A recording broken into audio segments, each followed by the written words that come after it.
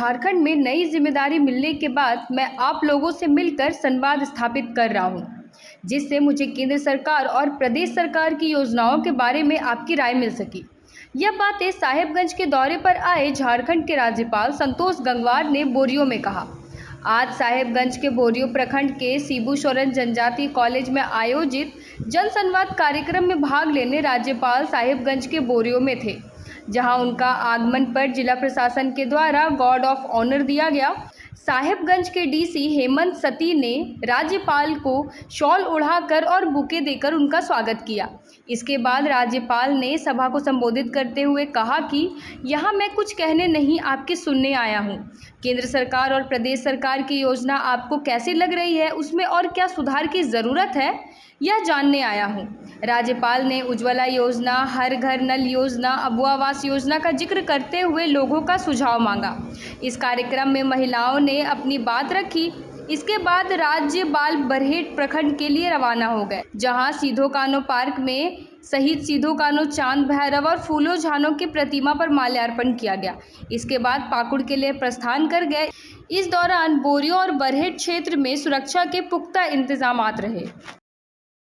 मैं ऐसे ही एक गांव में गया तो वहाँ पर एक बहन खड़ी हो गई। उन्होंने कहा ये मकान तो आप लोग बना रहे हैं, पर इसमें ये शिकायत है।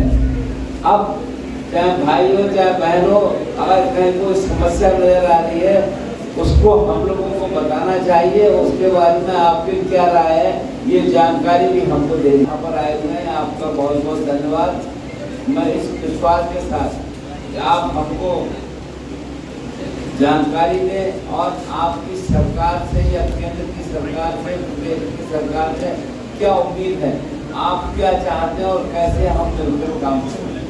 और इसके बाद भी कोई समस्या आपको नजर आती है, आप हमको अगर बताने का काम करेंगे तो हमको अच्छा लगेगा। कुछ बातों को मैं आपका जानकारी में लाना चाहूँगा कि केंद्र की सरकार ने उज्ज्वला गैस शहर को क्या ग्रामीण क्षेत्रों एक मुफ्त देने का काम किया है। तो आपके यहाँ किन बहनों को उज्ज्वला गैस की कनेक्शन मिल गए, इस्तेमाल आप लोग कर रहे हैं या नहीं कर रहे हैं, इसके बारे में अगर हमको जानकारी देंगे तो ज़्यादा ना करें। एक और भारत सरकार का मानना है कि और दुनिया के देशों का मानना है कि हिंदुस्तान में अगर बीमारी ज़्यादा होती है तो दूषित पानी पीने से होती है। हमारे ग्रामीण क्षेत्र में जो लोग जल पीते हैं उससे आधी से अधिक बीमारियां हो जाती हैं। इसलिए सरकार ने तय किया है कि देश के हर हिस्से में स्वच्छ और साफ पीने के पानी की व्यवस्था करेंगे और उसका काम की शुरुआत करेंगे। आपके क्षेत्र में पीने के पानी की व्यवस्था हो गई है या नहीं? यदि नहीं तो उसमें क्या दिक्कत है, इसकी जानकारी हमको बताएं। जैसा मैं शुरू में बोल रहा था कि अब प्रदेश की सरकार अबुआ आवास के नाम से मकान बना रही है और मैं इतना कहना चाहूँगा कि अब मकान गिरे चुने नहीं बनते। कोई समय था जब 5 या 10 बनते थे, अब जितनी आवश्यकता है उसके हिसाब से मकान बनते हैं। हम अपने क्षेत्र में एक गाँव में गए थे तो वहाँ पर बताया कि एक बहन खड़ी हो गई। उन्होंने कहा कि हमारे यहाँ आवश्यकता के हिसाब से और ज़्यादा बढ़ना है, 1000 मकान बढ़ रहे हैं। इसलिए यहाँ पर सरकार के पास पैसे की कोई कमी नहीं है।